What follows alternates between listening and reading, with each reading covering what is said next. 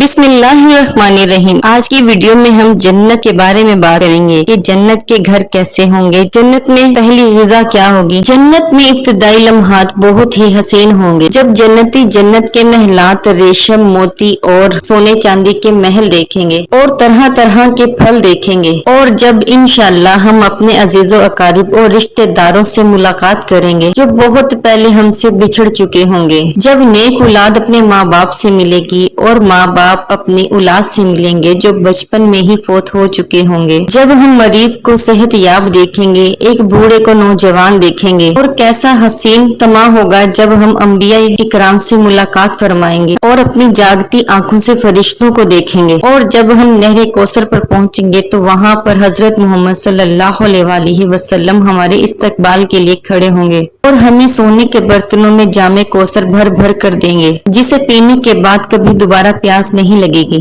اور ایک بہت ہی خوبصورت آواز میں اذان سنائی دے گی۔ جب جنتی پوچھیں گے کہ یہ کون ہے تو بتایا جائے گا کہ یہ حضرت بلال حبشی رضی اللہ تعالیٰ عنہ ہیں۔ وہ کیسا حسین منظر ہوگا جب ہم اصحاب کہف کو دیکھیں گے، بادشاہ ذوالقرنین کو دیکھیں گے۔ اس کے بعد جب اللہ تعالیٰ جنتیوں سے پوچھیں گے کہ اے جنت والو، تمہیں کسی اور چیز کی طلب تو نہیں؟ جنتی کہیں گے کہ اے پروردگار، کیا یہ کم ہے کہ تو نے ہمیں جنت عطا کی اور ہمارے چہروں کو روشن فرمایا اور ہمیں جہنم سے نجات دی۔ اس کے بعد اللہ تعالیٰ اپنا حجاب اٹھا دیں گے اور اہل جنت اللہ تعالیٰ کا دیدار کریں گے۔ اہل جنت اللہ تعالیٰ کا دیدار پا کر کہیں گے کہ جنت کی تمام نعمتوں سے بڑھ کر سب سے بڑی نعمت اللہ تعالیٰ کا دیدار ہے۔ یہ سب جاننے کے بعد معلوم ہوتا ہے کہ جنت میں پہلا لمحہ، پہلا دن اور پہلی رات کتنی خوبصورت ہوگی۔ حضرت ابو سعید رضی اللہ تعالیٰ عنہ سے روایت ہے کہ رسول پاک صلی اللہ علیہ وسلم نے فرمایا کہ قیامت کے دن یہ زمین ایک روٹی کی مانند ہو جائے گی، اللہ تعالیٰ اپنے دستے قدرت سے اس کو اوپر نیچے کر دیں گے۔ اللہ تعالیٰ اہل جنت کی مہمان نوازی کے لیے اس زمین کو ایک روٹی کی شکل میں بنا دیں گے۔ صحابہ کرام کی محفل میں موجود ایک یہودی نے آپ صلی اللہ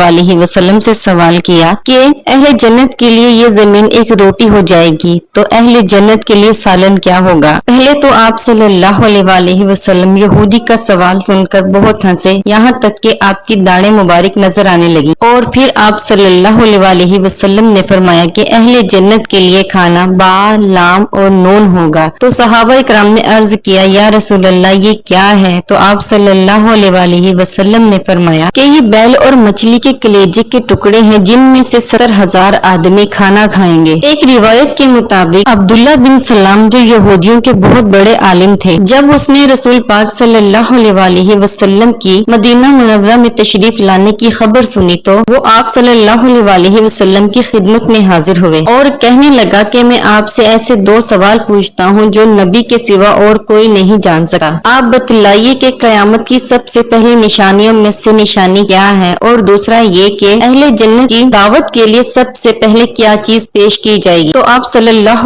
علیہ وسلم نے فرمایا کہ مجھے ان سوالوں کے متعلق ابھی حضرت جبرائیل علیہ السلام نے آ کر بتایا ہے۔ اس پر عبداللہ بن سلام بولے کہ وہ تو یہودیوں کے سب سے بڑے دشمن ہیں، اور رسول پاک صلی اللہ علیہ وسلم نے ان سوالوں کے جواب میں فرمایا کہ قیامت کی سب سے بڑی نشانی ایک آگ ہوگی جو انسانوں کو مشرق سے مغرب کی طرف جمع کر لائے گی، اور اہل جنت کی دعوت میں جو سب سے پہلے کھانا پیش کیا جائے گا وہ مچھلی کے جگر کا پڑا ہوا حصہ ہوگا۔ یہودیوں کے سردار عبداللہ بن سلام یہ جواب سن کر بول اٹھے کہ میں گواہی دیتا ہوں کہ رسول پاک صلی اللہ علیہ وسلم اللہ کے آخری رسول ہیں، اور کہنے لگا کہ یا رسول اللہ یہودی بہت بہتان باز قوم ہے، اور اگر انہیں میرے اسلام لانے کا پتہ چل گیا تو یہ مجھ پر بہت بہتان شروع کر دیں گے۔ تو اس کے بعد جب یہودی حضور پاک صلی اللہ علیہ وسلم کی خدمت میں حاضر ہوئے تو آپ صلی اللہ علیہ وسلم نے پوچھا کہ عبداللہ بن سلام تمہارے نزدیک ایسا شخص ہے؟ تو وہ کہنے لگے وہ ہم میں سب سے بہتر ہیں اور ہم میں سب سے بہتر کے بیٹے ہیں۔ اس کے بعد عبداللہ بن سلام نے ظاہر ہو کر کہا کہ اللہ کے سوا کوئی معبود نہیں، اور میں گواہی دیتا ہوں کہ رسول پاک صلی اللہ علیہ وسلم اللہ کے آخری رسول ہیں۔ یہ باتیں سن کر वही यहूदी कहने लगे कि अब्दुल्ला हम सब में से बदतर है और हम सब में से बदतर का बेटा है, और उन पर बहतान तराशियां शुरू कर दी। तो अब्दुल्ला बिन सलाम कहने लगे कि या रसूल अल्लाह, यही वो चीज थी जिससे मैं डरता था। यही है वो जन्नत जिसके मुस्तहिक हम मेहनत, कोशिश और इबादत इलाही करके बन सकते हैं। और अल्लाह ताला से दुआ करें कि अल्लाह ताला हम सब को जन्नत में आला मकाम अता फरमाए। आमीन।